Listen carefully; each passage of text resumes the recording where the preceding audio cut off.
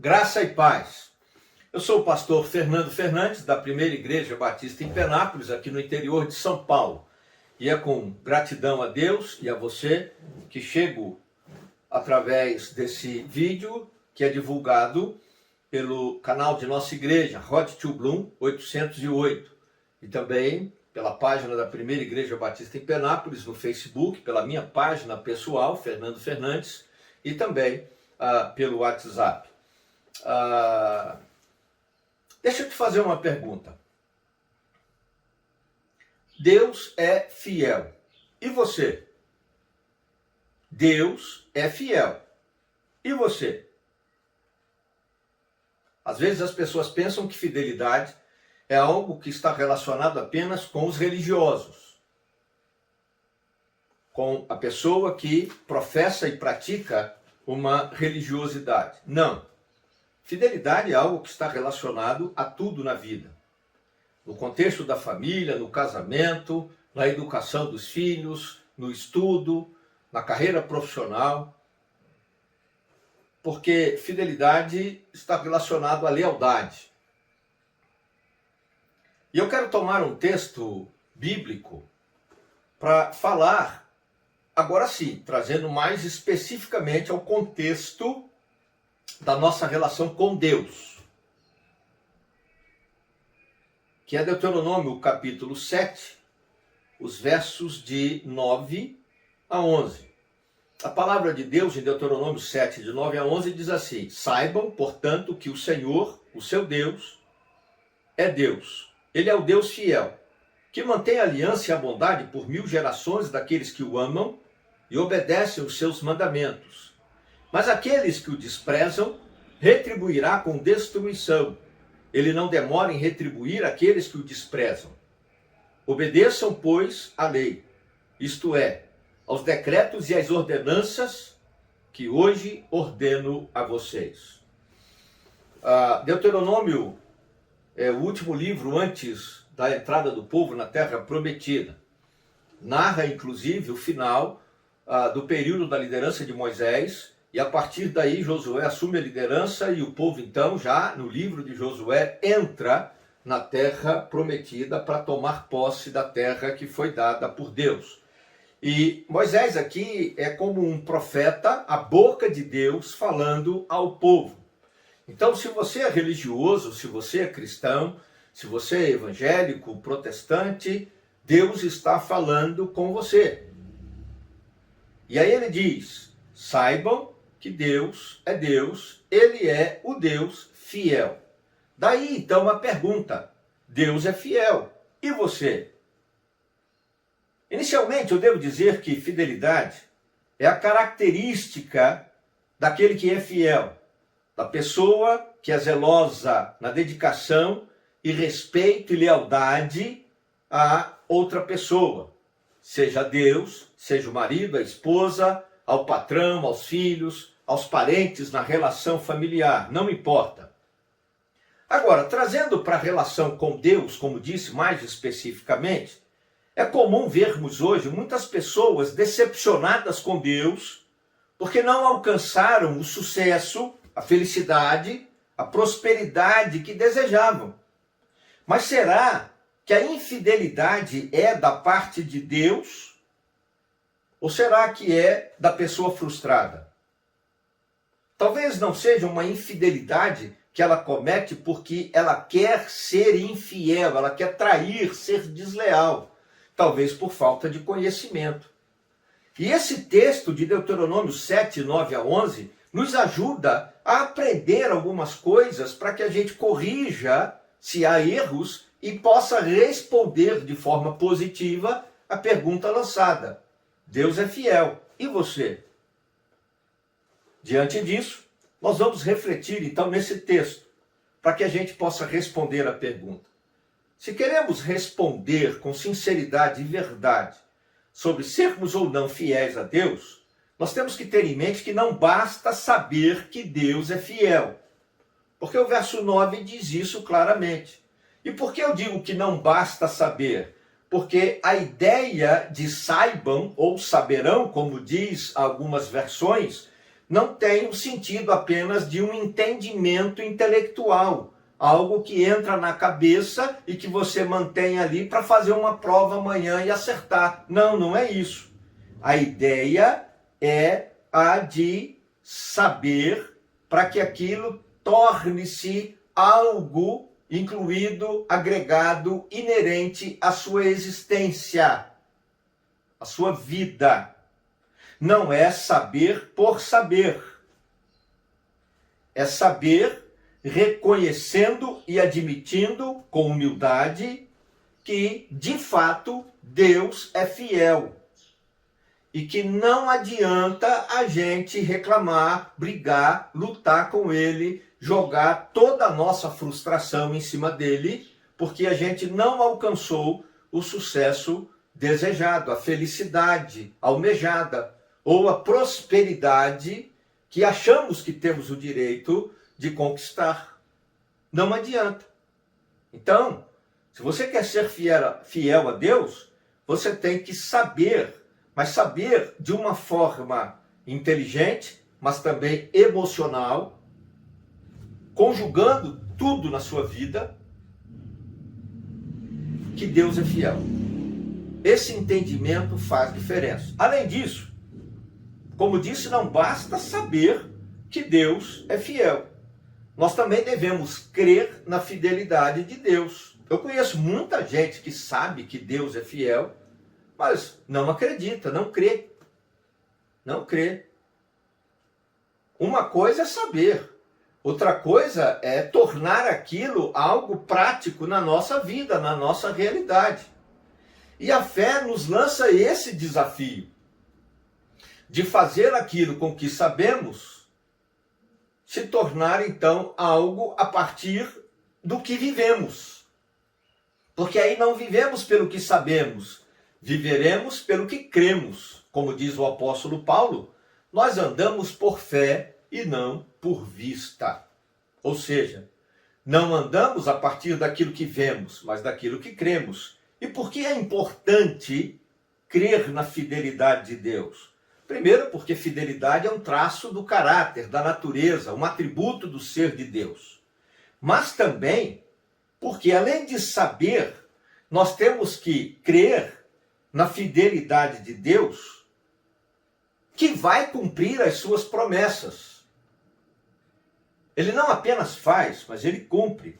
Agora, crer que Deus é fiel e crer na fidelidade dele para cumprir as promessas é um desafio. Por que é um desafio?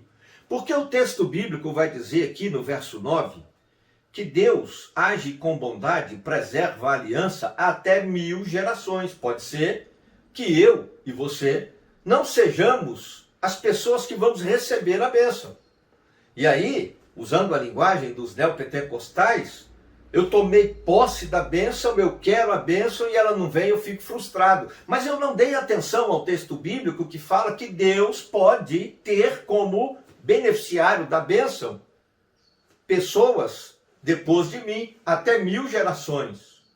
Necessariamente não serei eu o beneficiário da bênção. A palavra de Deus diz que pessoas creram e morreram sem receber aquilo que criam, mas que Deus cumpriu a promessa e os seus familiares foram abençoados. O livro de Hebreus, inclusive, nos dá alguns exemplos disso. Jesus mesmo orou por aqueles que haveriam de crer, que ainda nem eram nascidos e não existiam.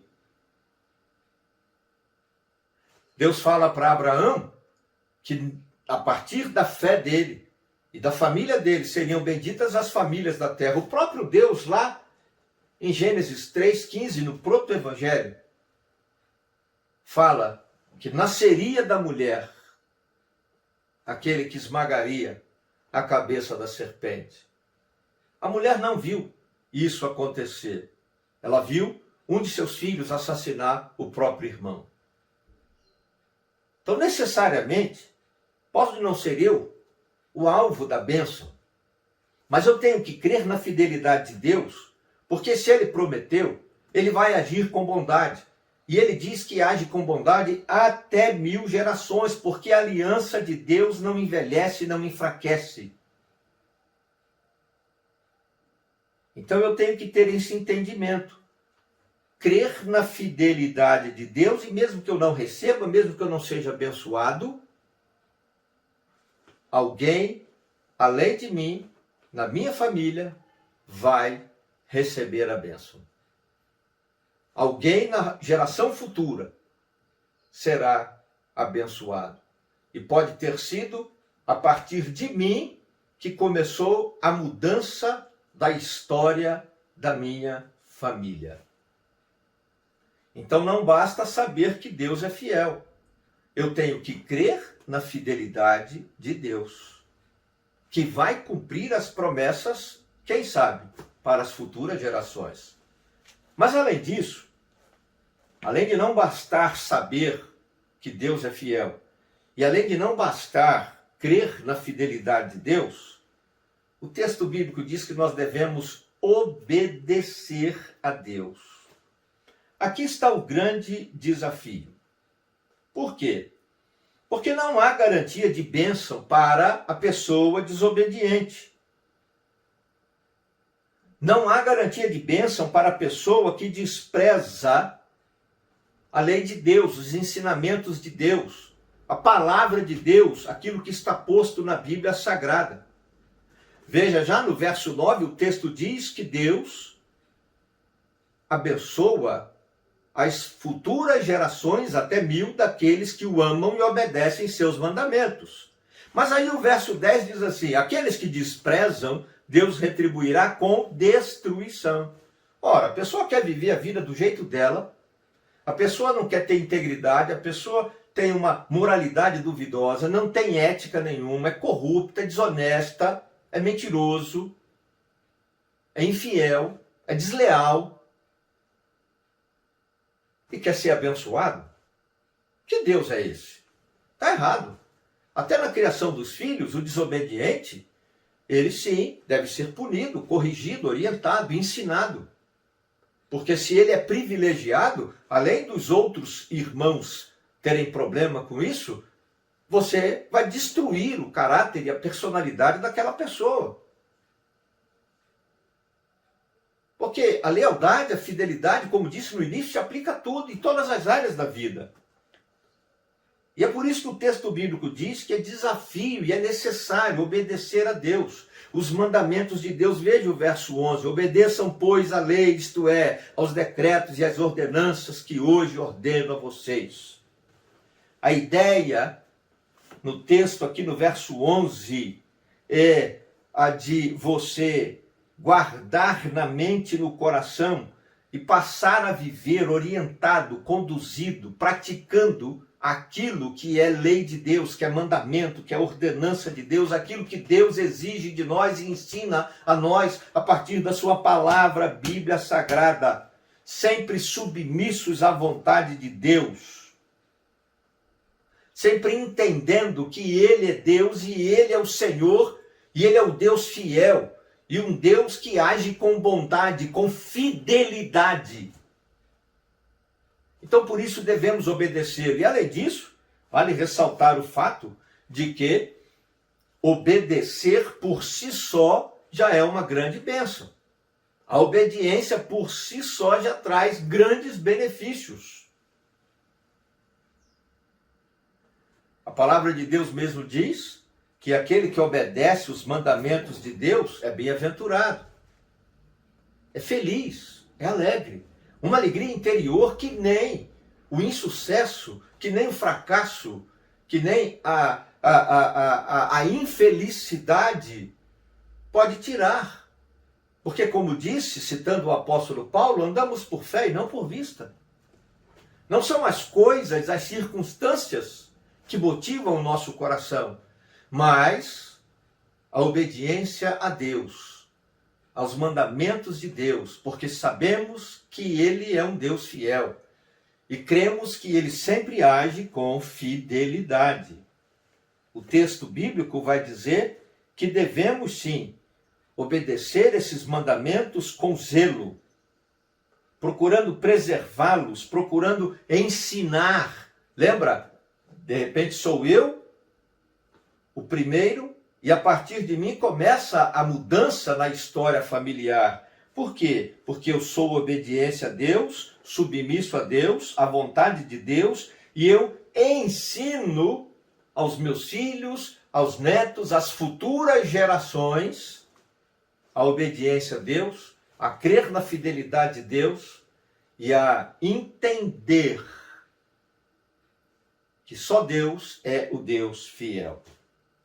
O segredo da bênção, o segredo que cura a frustração, o insucesso, o aborrecimento pela infelicidade é a obediência. Então, queridos, se queremos responder à pergunta, Deus é fiel, e você? Nós devemos sim obedecer a Deus, a palavra de Deus, crer na fidelidade de Deus e entender com clareza que Deus é fiel. Se agirmos assim, com certeza poderemos responder a essa pergunta. E se não pudermos dizer que somos fiéis, porque temos a consciência das nossas limitações, quando alguém perguntar, Deus é fiel, e você?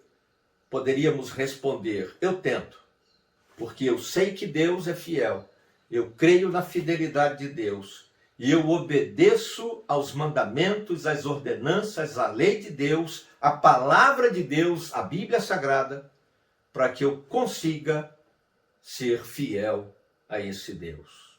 Querido Deus e Pai, em nome de Jesus, eu oro e clamo a Ti e abençoo a vida, a casa, a família desse querido, dessa querida, desse irmão, dessa irmã que nos assiste agora. E eu peço, ajuda-nos, Senhor, em nome de Jesus, pelo Teu Espírito, a fim de que possamos obedecer a palavra do Senhor, a fim de que jamais a nossa fé venha esfriar em relação à fidelidade do Senhor, mesmo quando não recebemos a bênção. E a sabermos, a compreendermos com clareza que só Tu és um Deus fiel. Ó Deus, em nome de Jesus, se há alguém frustrado, cura. Se há aborrecimento pelo fracasso, cura e restaura, liberta, em nome de Jesus. Porque a promessa não é apenas para mim, mas para as futuras gerações. E essa promessa há de se cumprir em nome de Jesus, na vida dos que creem, na vida dos que obedecem. Eu oro assim, abençoando por fé no nome de Jesus. Amém.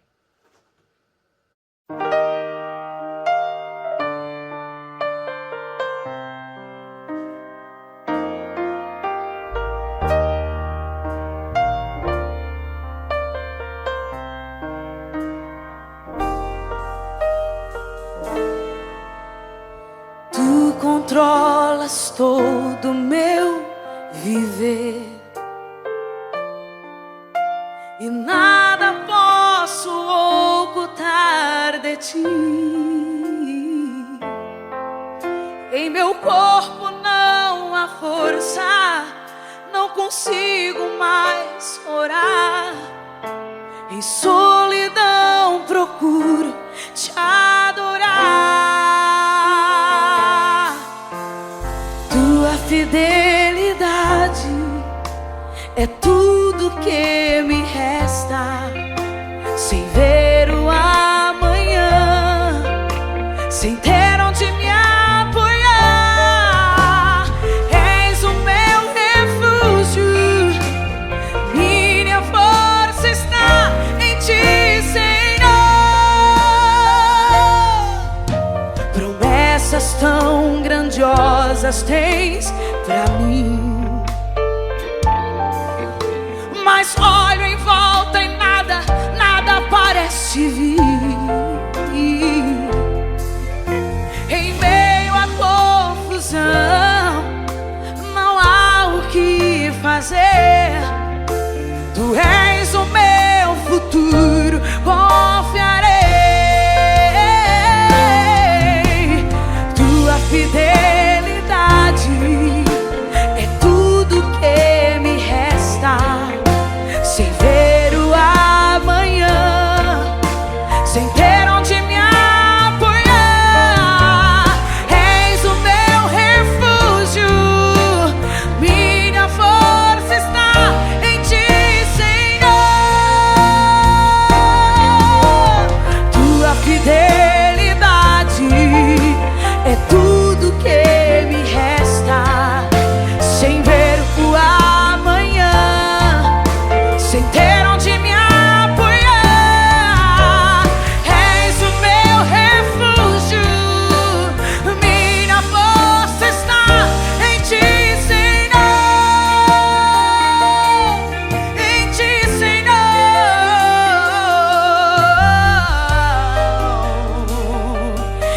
ti, Senhor. Eleva os meus olhos para os montes. Oh, de onde me virá o socorro? Ele vem de Deus, ele vem de Deus. Em qualquer lugar, em qualquer hora. Oh, ele vem de Deus.